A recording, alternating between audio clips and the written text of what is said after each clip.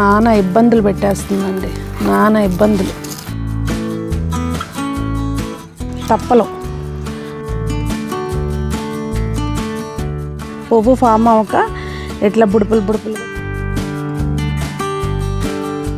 మా తోటనంతటిని నేను రీసెట్ చేయబోతున్నాను.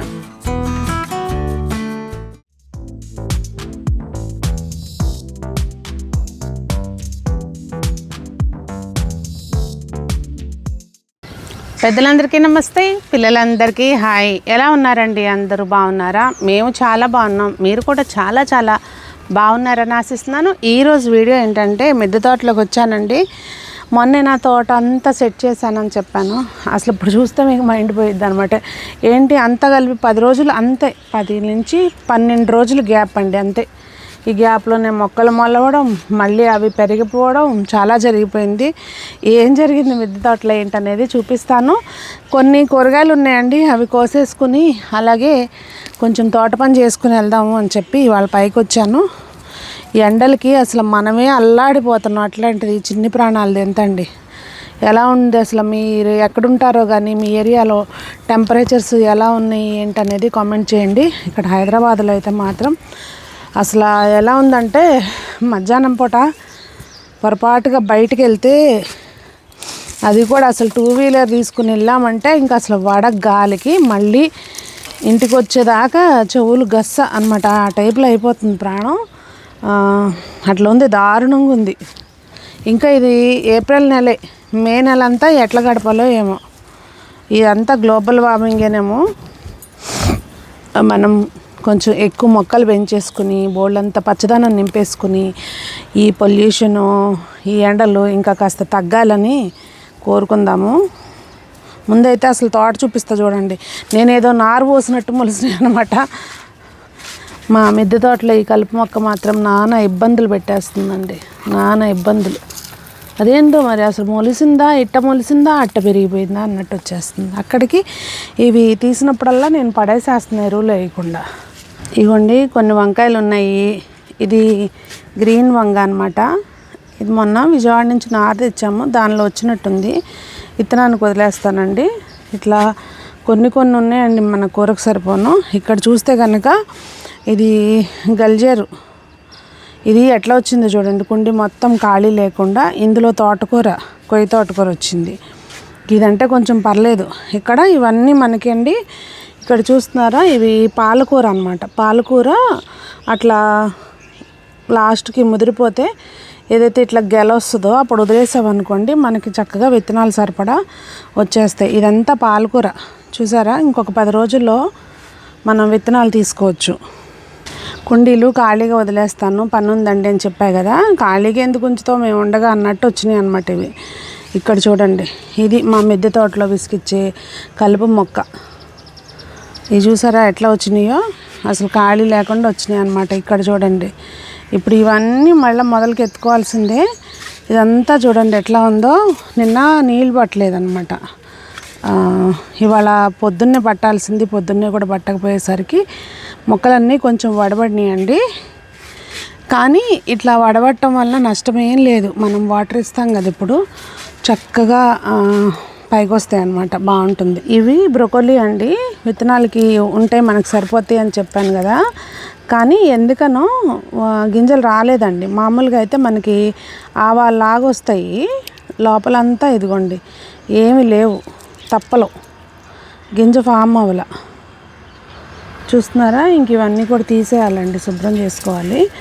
ఇది చూసారా, చిన్న మిస్టేక్ ఎంత అమూల్యమైందో. ఏంటంటే నేను స్వీట్ లెమన్ మొక్క పెట్టుకున్నాను, దాని నుంచి గ్రాఫ్టింగ్ దేనికి బత్తాయి మొక్కకు చేసినట్టున్నారండి. ఆ గ్రాఫ్టింగ్ దగ్గర నుంచి అది గ్రో అయిపోతుంది. సో మొక్క పెట్టేటప్పుడు చూసుకోవాలండి, దాని గ్రోత్ వస్తుంటే రానివ్వద్దు. అప్పుడు ఏంటంటే మనం ఏదైతే పర్పస్తో పెట్టుకున్నామో ఆ మొక్క పెరగదు. చూసారా, ఈ 2 మొక్కలు నేను 2 పెట్టాను, రెండిటికి అదే ప్రాబ్లము. ఇవి ఇప్పుడు చూసి జాగ్రత్తగా కట్ చేసుకోవాలి. ఇక్కడ కొన్ని వంగ మొక్కలు ఉన్నాయన్నమాట, వీటికి కూడా కాయలు ఉన్నాయి. అంటే నేనే చూపిస్తూ తీసుకోవాలి కనుక అన్ని చోట్ల స్టాండ్ పెట్టలేకండి, ఇట్లా తీసుకుంటున్నా. ఇంకా ఇవన్నీ కోసుకుని అప్పుడు కలిపి కొంచెం లేట్గా అయినా తీసుకుంటానండి. తోట ఎలా ఉందో అలాగే చూపిస్తాను నేను మీకు, దాచేది ఏం లేదండి. ఇదిగోండి ఇవాళ ఇలా ఉంది తోట.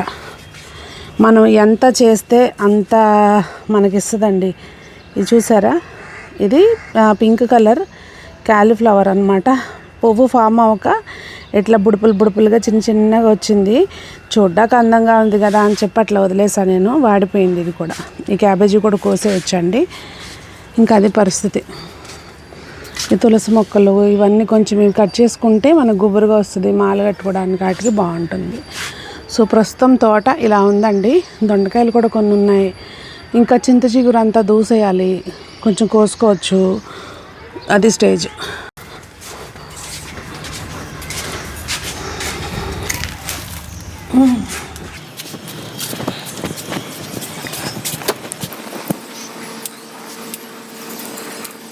మనం వీటికి ఎంత శ్రద్ధ పెడతామో, ఎంత టైం ఇస్తామో అంత కాపు వస్తుందండి ప్రాక్టికల్గా.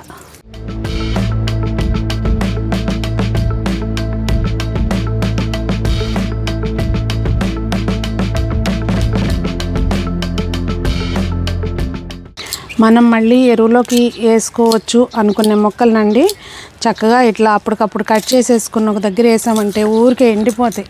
అన్నీ ఒక బస్తాకి ఎత్తామంటే ఫాస్ట్గా మనకి ఎరువైపోతుంది. ఒకసారి అట్లా చేసి చూడండి. కలుపు మొక్కలు మాత్రం సపరేట్గా ఒక దగ్గర వేసుకుని ఎరువులోకి వేయచ్చు అనుకునే వాటిని చక్కగా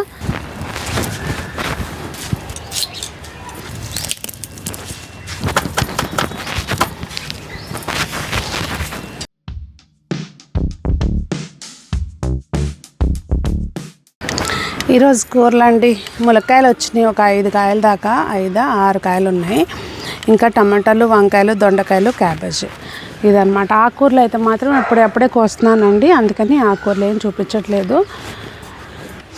ఇవాళకైతే తోట పని కాస్త అయిందండి. మళ్ళీ రేపు కూడా చేస్తే మళ్ళీ సెట్ అయిపోతుంది. అయితే ఇప్పుడు ఏంటంటే మనం మొక్కలకి ఎప్పుడైనా గ్యాప్ ఇచ్చి ఇట్లా కుండీలు కలపన్నీ తీసుకుని బాగు చేసుకుని పెట్టుకున్నప్పుడు ఏంటంటే మొక్కలు ఏమి లేవు కదా అని నీళ్ళు పట్టకుండా ఉండొచ్చు, మళ్ళీ కలుపు రాకుండా ఉండాలంటే. కాకపోతే ఏంటంటే అందులో ఉన్న వానపాములు ఇలాంటి మైక్రోబ్స్ అన్నీ చనిపోతే కనుక, తేమ లేకపోతే నీళ్ళు అనేది కంపల్సరీగా మనం పోస్తూనే ఉండాలి. ఇంక ఇదంతా కామన్ అండి. మనం పశువులు ఎరువు వేస్తే ఏంటంటే ఇట్లా కలిపి వస్తూనే ఉంటుంది.